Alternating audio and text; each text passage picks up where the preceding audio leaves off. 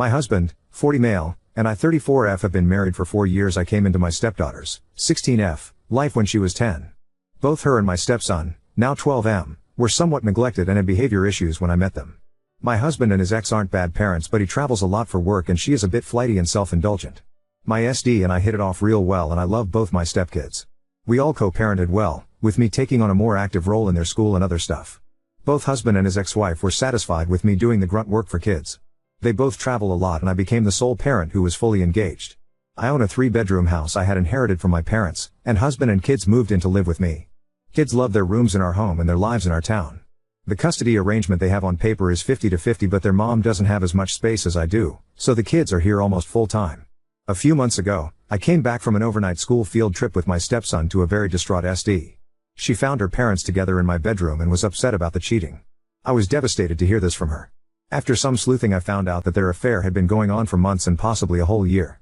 I've been trying to get pregnant for the past 2 years and we were having very frequent sex, and realizing that my husband was sleeping with us back to back was especially nauseating for me. I have filed for divorce and asked him to leave. He doesn't want this marriage to end and seems somehow convinced that I'll change my mind. But he agreed to a separation and has moved out to an apartment. My SD was mad at both her parents and wants to continue living with me. Neither of them are taking any steps to move out the kids, who are still living in their rooms and living our lives as if this family hasn't imploded. I'd have been happy with having the kids with me, but my problem is that both my husband and kids' mom feel at liberty to come into my house whenever they feel like it because their kids are here. She feels no guilt about the cheating and acts as if I am the interloper. She treats me like I am their nanny, expecting me to continue taking care of things for kids and leaving me with instructions and criticisms.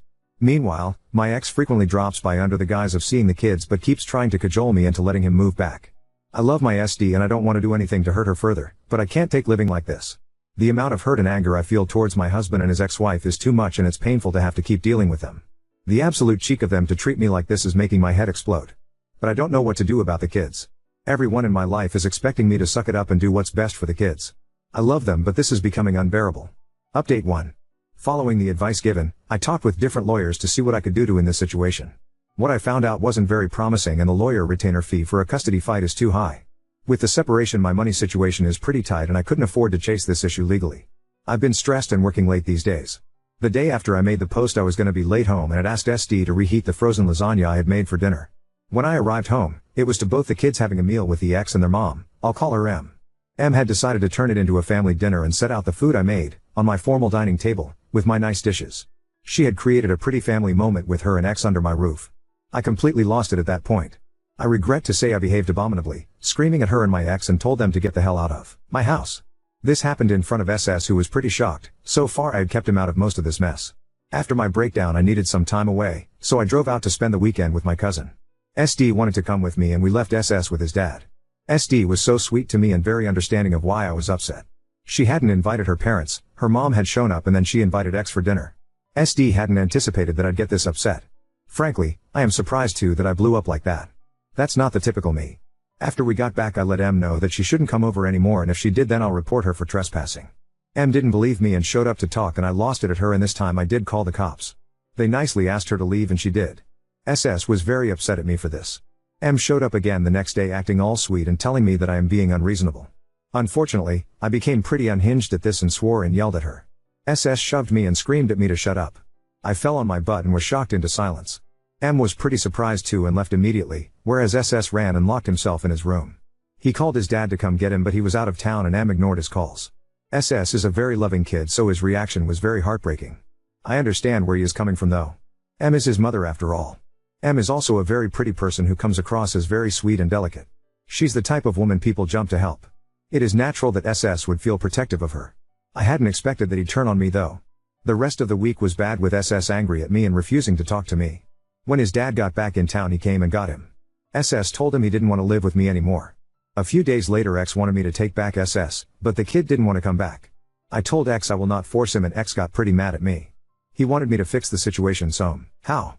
When I refused to make SS stay with me, X became pretty mean. He said a lot of ugly things, the worst being that he's relieved I didn't get pregnant because I'd make an awful mother. I was afraid of things turning out this way, but I've got X and M out of my house and that is a relief. SD is going to live with me till she moves out to college. X is struggling to find childcare for SS and is so angry at me that I think he'll not slow down the divorce anymore. I want to fix this with SS, but a big selfish part of me is afraid to do anything that'll bring his parents back in my life. I really don't understand M's actions and motivations in all this. She wanted to sleep with X and I had walked out of the picture and it was all hers. If she wanted her kids, it wasn't like there was anything I could do about that. If she didn't want her kids, I was already taking care of them. But she'd keep violating my boundaries with a smile on her face and be all surprised that I am not happy about this. Right now neither her nor X want to be the daily parent to SS, but he is angry at me enough that he doesn't want to choose me. I feel so crushed about that. Oop, I keep thinking about the dinner and I am so weirded out. Nobody is poor here, doing a family dinner isn't a hardship for anyone. Do this in your own home, or go to a restaurant, do anything, but why do it in my home? That just blows my mind. What are these guys thinking? SD is being great with me, but she's emotionally shut herself off from her family. She only calls her dad for money and she doesn't talk to her mom at all. Which isn't healthy either, but I don't know what to do about that now. She's ambitious and working hard for school and I am proud of her for that. My parents passed away a decade ago, but my aunt is nearby and X complained to her about me. I got lectured by her about how I should do better by my stepkids. I hate that he's bad-mouthing me to the few people in my life. Update 2. Nothing of consequence has happened on the legal front since my last post. Emotionally, it has been a lot of ups and downs. A lot of people messaged me suggesting that I should let SD go and it's not healthy to have her staying with me. That may be so on paper, but it's not something I want to do. I met X a few years after my parents' death. I was very close to them and they passed away one after the other. I suffered from a lot of depression from grieving. My boyfriend at that time dumped me and I lost a lot of friends. When we started dating, I was coming out of my sadness but was still very lonely. SD and I became each other's supports very quickly. She felt neglected by her parents and had resentment towards them and I suppose she loved the attention I gave her. I found her to be a loving kid and I liked bonding with her. SS and I were close too. While he loved his mom I did kinda assume that he was closer to me. One of the resentments that SD held against her parents was that they were uninterested and dismissive of her extracurriculars that led to her failing in some activities she was very passionate about. She's into a sport I was familiar with and I spend a lot of time training with her and taking her to her events and classes. She is very good at it now and it's going to be a source of scholarships for her and possibly get her into the college she is interested in. She is hardworking and ambitious and I want to support her as much as I can. She has promised to keep her parents out of our home and I hope she sticks with that till she leaves for college.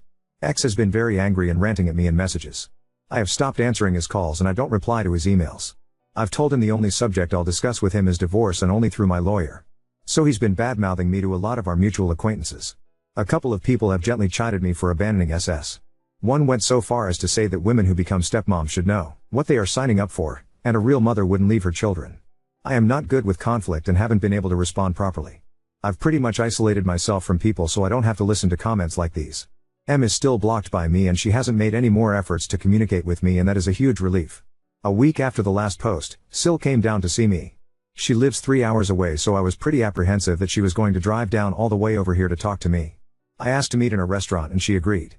I was also worried about talking to her because while she's been polite and nice with me, she was and still is M's friend.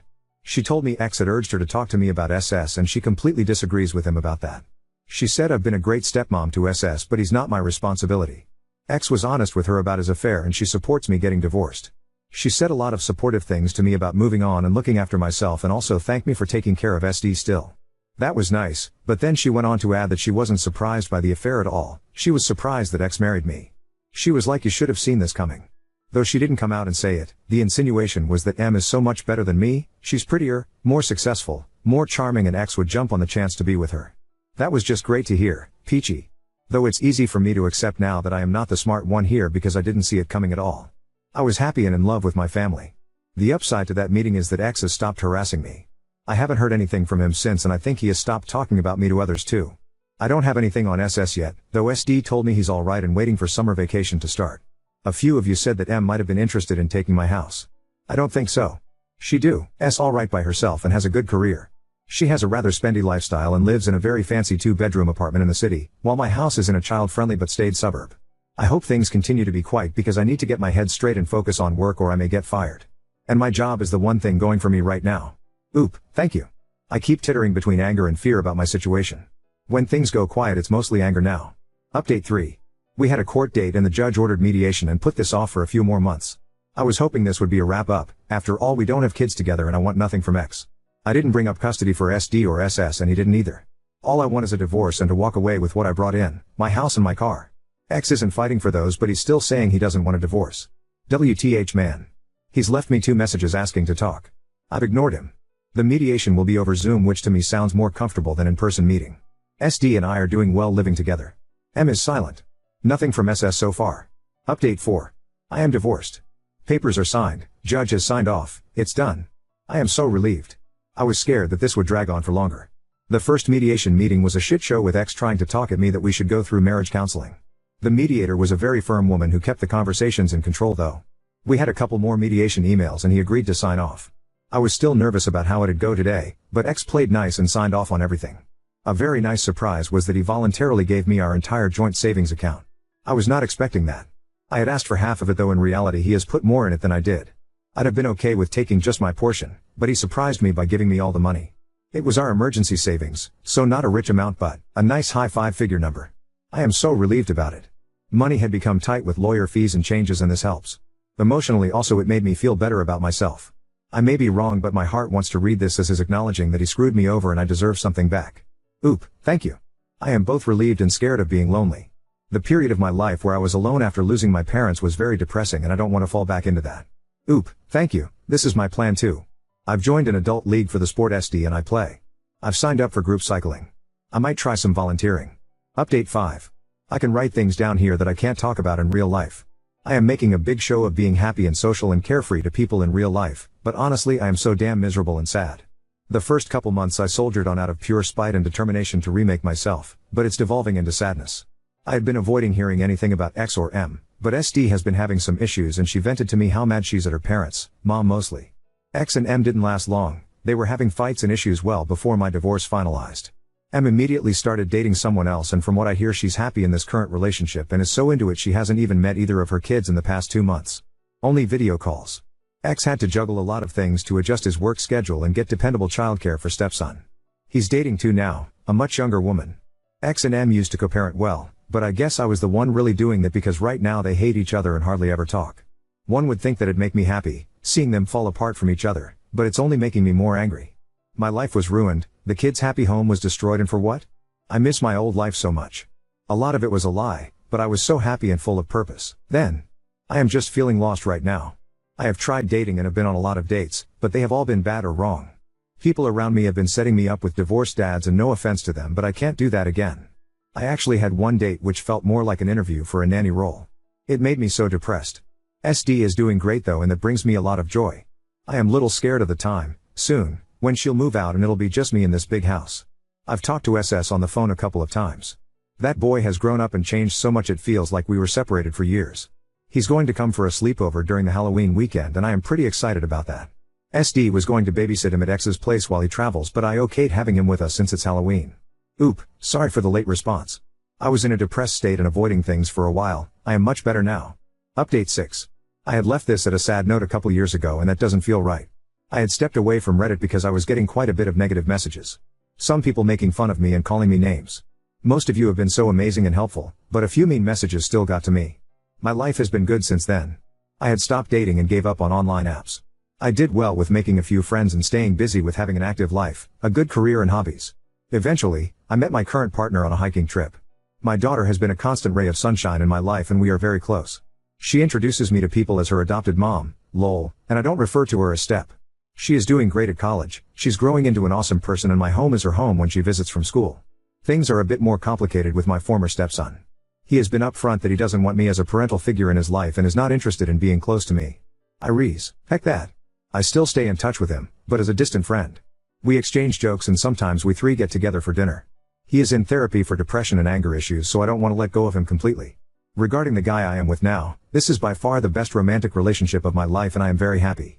I am pregnant now, 2nd trimester, and we are both excited. The pregnancy was unexpected but I am thrilled about it. I was trying so hard to get pregnant in my previous marriage and all that trying and medical interventions didn't help and now I am pregnant despite condoms. The relationship is still new and I am treading carefully. One of the best parts is that his family is amazing. His parents are very sweet and accepting people who already treat my daughter as their grandchild and are very excited about the baby. Oop, I am so happy these days, but also nervous about the pregnancy and a smidge scared of losing again. Then I also think that things didn't go how I had planned them but they worked out alright. I remember being scared of becoming a stepmom, but those kids turned out to be the best thing and they made me mom for life. I worry about my son, he is so cynical and unhappy for someone so young. Whether I am in his life or not, I want him to find his peace and be happy.